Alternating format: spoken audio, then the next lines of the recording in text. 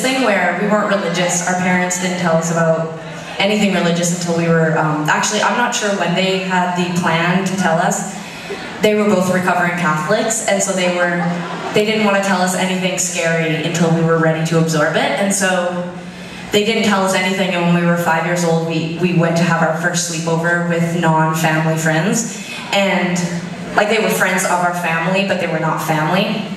And the kids were our age, and before we had a really wonderful sleepover and everything was good. I mean, we had a wonderful day, and then that night when we went to have the sleepover, the girl child that we slept in her room, she was used to praying, I guess, before she went to bed, and she told me and Tegan, well, she said, actually, do you know who Jesus is? And we were like, no. And then she said, well, you better take him into your heart or you will burn in the river of hell forever.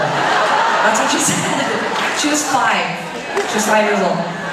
Anyways, that did not sound awesome. I didn't know really who Jesus was or what burning in river of hell would mean. But we were totally traumatized. We didn't do very well with change. And so we were like, we didn't even really know what death was at this point. So we were like, whatever that sounds like, it was scary. And so anyways, my mom was really ticked off and she didn't really want us to know about anything scary because she wanted us to be sweet and not cry or feel scared about death. But that pretty much started us on the path of being worriers. Like we always worried that we were going to die, or that if we were apart from each other, that the other one would die. Or like I started to think that I had cancer in all different parts of my body.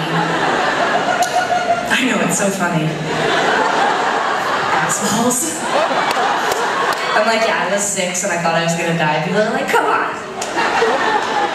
No, I'm just kidding. No, it was cute. I mean, it was cute in that way where like now in retrospect, I probably seemed really sweet. That I was like, I think I'm dying. And my mom was like, you're not dying. But inside I would be like, yes, I am. Or like one time my mom took me to get an ultrasound to prove that I didn't have cancer. And then she took me to muffins afterwards to get a muffin. And that's what it was called. And after I ate the muffin,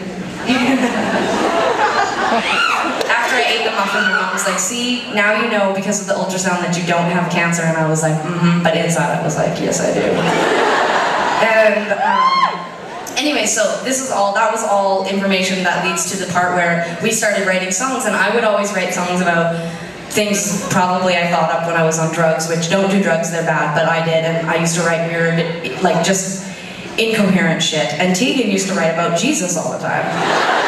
And I swear to God, this was good. There's a real payoff in this story.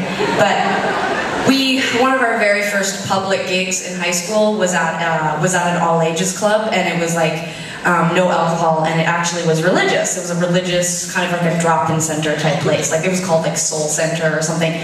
No idea that it was religious when we got the gig. So we play this show, and we have all these songs that are like incoherent. Tegan has a bunch of songs about Jesus, good one. And then I had one that was about God. Are they the same person?